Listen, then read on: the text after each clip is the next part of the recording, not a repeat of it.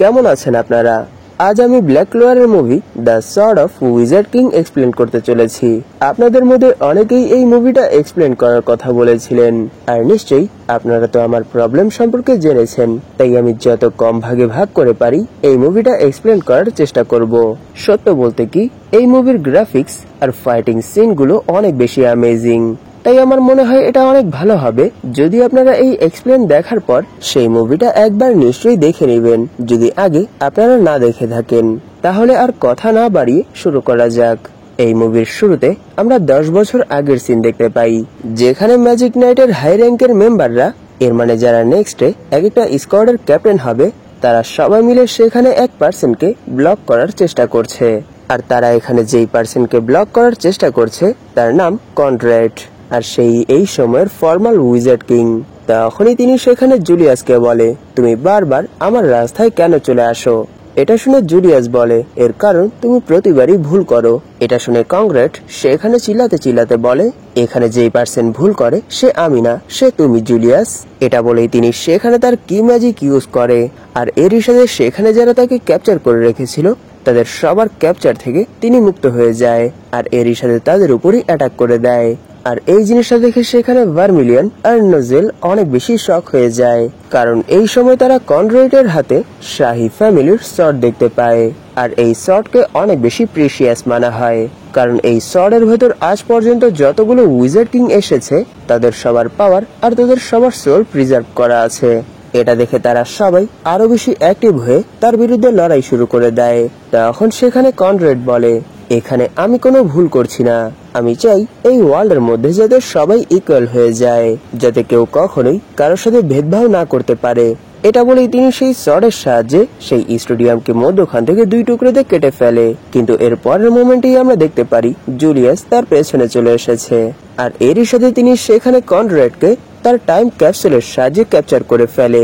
এই জিনিসটা দেখে কনরেড বলে, যদি তুমি এই টাইম প্রিজনের সাহায্যে আমাকে ক্যাপচার করে ফেলো তাহলে আমার সাথেই এই শাহী সর্ডও ক্যাপচার হয়ে যাবে। এটা শুনে জুলিয়াস বলে, এই শাহী সর্ড হারানোর শোক আমি প্রকাশ করছি, কিন্তু এখানে এখন আর আমার কাছে অত বেশি মানা নেই যার সাহায্যে আমি এখানে তোমার সাথে ফাইট কন্টিনিউ করতে পারবো। তাই এখন আমাকে এটা করতেই হবে, কারণ নেক্সট উইজার্ড কিং আমি হব। এটা বলেই তিনি সেখানে সেই টাইম প্রিজন অ্যাক্টিভেট করে দেয়, আর এরই সাথে কনরেড সেখানেই ক্যাপচার হয়ে যায়। তখনই সিন 10 বছর পর, এর মানে প্রেজেন্টে চলে আসে, যেখানে আমরা দেখতে পাই কিংডমের সবাই এই সময় অনেক বেশি খুশি, আর সেখানেরই এক এরিনার মধ্যে মিমোসা অ্যানাউন্স করে, আপনাদের সবাইকে এখানে আসার জন্য অসংখ্য ধন্যবাদ। আজ এখানে একটা ম্যাজিক্যাল ফাইট হবে, আর এই টুর্নামেন্টের মধ্যে যে জিতবে সেই আমাদের নেক্সট উইজার্ড কিং হতে পারে। তখনই সিন শিফট হয়, আর আমরা হুডি পরা এক পার্সনকে দেখতে পাই, সে সেখানের মাস্কের দোকান থেকে একটা মাস্ক কিনে নেয়। তখনই আবার সিন শিফট হয়, যেখানে মিমোসা বলছে, আজ এখানে আমাদের মধ্যে অনেকগুলো ম্যাজিক্যাল ইলাইট লিডার আছে, আর সব থেকে বেশি ইম্পর্টেন্ট পার্সন এখানে আমাদের উইজার্ড কিং আছে। তখনই আমরা দেখতে পাই এই সময় কিংডমের সবগুলো প্লেসেই অনেক বেশি খুশির মহল চলছে, আর সবাই নিজ নিজ জায়গা থেকেই মার্কসের প্রজেকশন ম্যাজিকের সাহায্যে সেই এরিনার মধ্যে কি কি হচ্ছে সেই সব কিছুই এনজয় করছে। তখনই আমরা সেই এরিনার মধ্যে অডিয়েন্সদের সাথেই উইজার্ড কিংকে দেখতে পাই, আর এখানে আমরা ওনার সেই ছোট ফর্ম দেখতে পাই। তখনই আমরা সেখানে ব্ল্যাক বুলসের সবগুলো মেম্বারকে দেখতে পাই। তখনই সেখানে নোবেল বলে, আমি বুঝতে পারছি না মিমোসাকে এখানে কমেন্ট্রি করার জন্য কে বলেছে।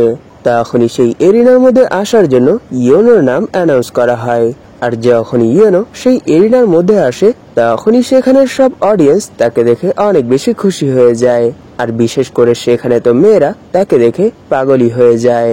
তখনই আমরা সেখানে ঘোষকে দেখতে পাই, সে বলছিল, আমি তো এখানে শুধু আমার বোনকে দেখার জন্য এসেছি। তখনই সেই এরিনার মধ্যে সেই হুডিওয়ালা পার্সনের এন্ট্রি হয়, যে কিছুক্ষণ আগে একটা মাস্ক কিনেছিল।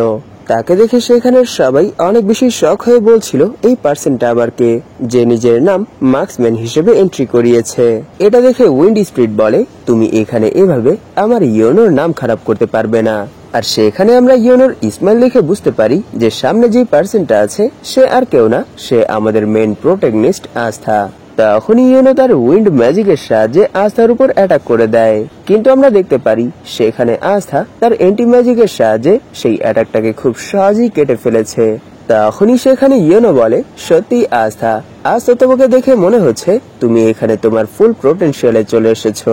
আর সেখানে যখন মিমোসা কমেন্ট্রি করছিল তখনই আমরা সেখানে কিছু মিস্টিরিয়াস পার্সনকে দেখতে পাই। তারা এই এরিনার টপে দাঁড়িয়েছিল। তখনই আমরা জানতে পারি তারা সবাই প্রিভিয়াস উইজার্ড কিং।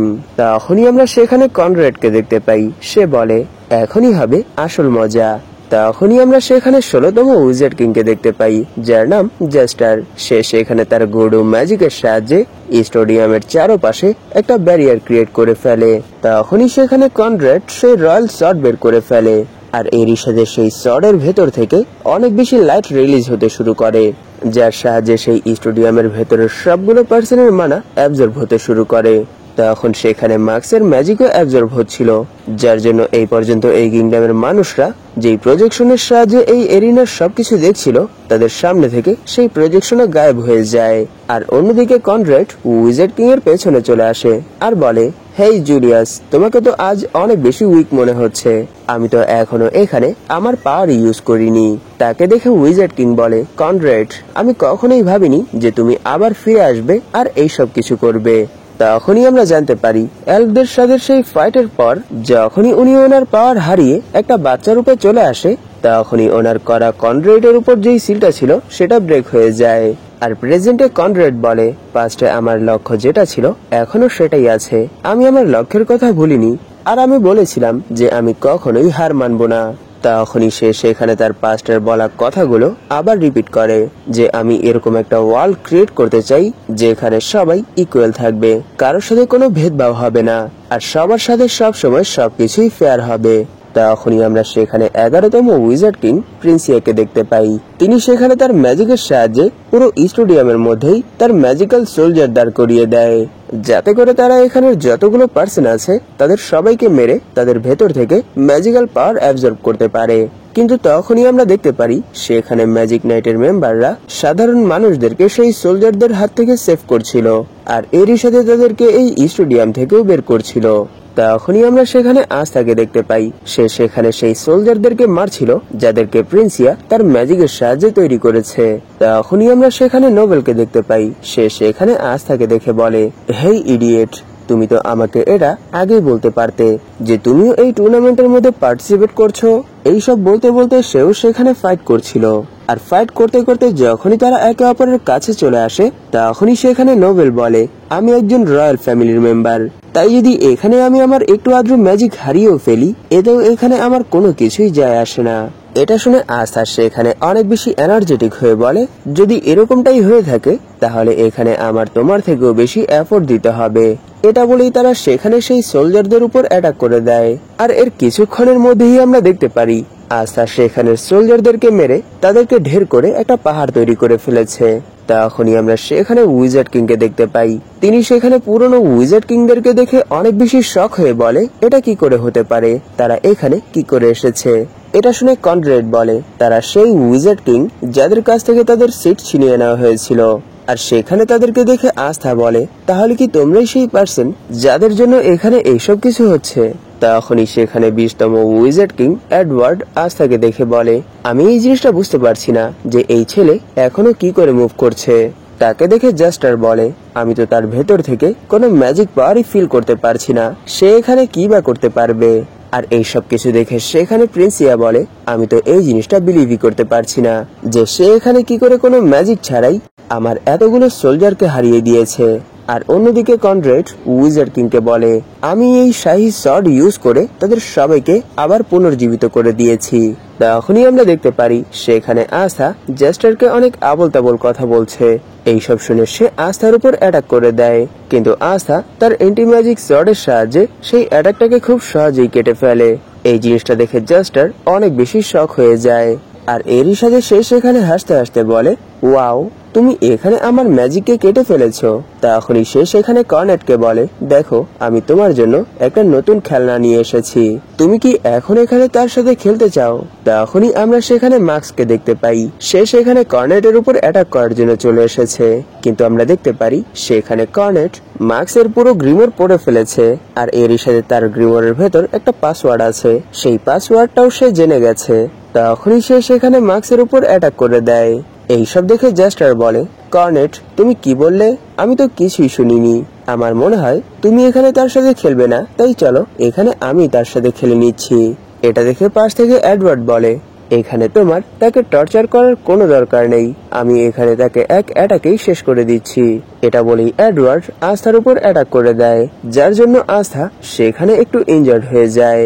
তখনই আমরা দেখতে পাই আস্থাকে সাপোর্ট করার জন্য সেখানে ব্ল্যাক বুলসের সবগুলো মেম্বার চলে এসেছে। তাদেরকে দেখে আস্থা সেখানে অনেক বেশি খুশি হয়ে যায়। তখনই সেখানে ইয়োনো জাস্টারের সাথে ফাইট করার জন্য চলে আসে, আর এরই সাথে সেখানে তাদের মধ্যে অনেক অ্যামেজিং ফাইট শুরু হয়ে যায়। এই সব কিছু দেখে কর্নেট উইজার্ড কিংকে বলে, জুলিয়াস তোমার কি মনে হয় তোমার এই ম্যাজিক নাইটের মেম্বাররা আমার ইলাইটদের সামনে আর কতক্ষণ টিকতে পারবে? আমার মনে হয় না তারা এখানে আর বেশিক্ষণ টিকতে পারবে। তুমি এখানে তাকেই দেখে নাও, সে তো এই সময় এখানে ভালো করে তার ম্যাজিকও ইউজ করতে পারছে না। এইসব শুনে উইজার্ড কিং বলে, এটা কোনো বড় বিষয় না, আমাদের টিমের মধ্যেও এরকম অনেকগুলো পার্সন আছে যারা অনেক বেশি পাওয়ারফুল। তখনই সেখানে ফিনরালের স্পেশাল ম্যাজিকের সাহায্যে ক্যাপ্টেন ইয়ামের এন্ট্রি হয়, আর তিনি সেখানে আসার সাথে সাথেই তাদের সবার উপর একত্রেই অ্যাটাক করে দেয়। এরপর এক এক করে সেখানে বাকি ম্যাজিক নাইট ক্যাপ্টেনদের এন্ট্রি হয়। তখনই ক্যাপ্টেন রিল সেখান থেকে সরাসরি ইয়োনোর কাছে চলে যায়, আর সেখানের এরকম অবস্থা দেখে ক্যাপ্টেন কাইজার অনেক বেশি শক হয়ে বলে, এই সব কিছু শুধু একজন পার্সনই করতে পারে।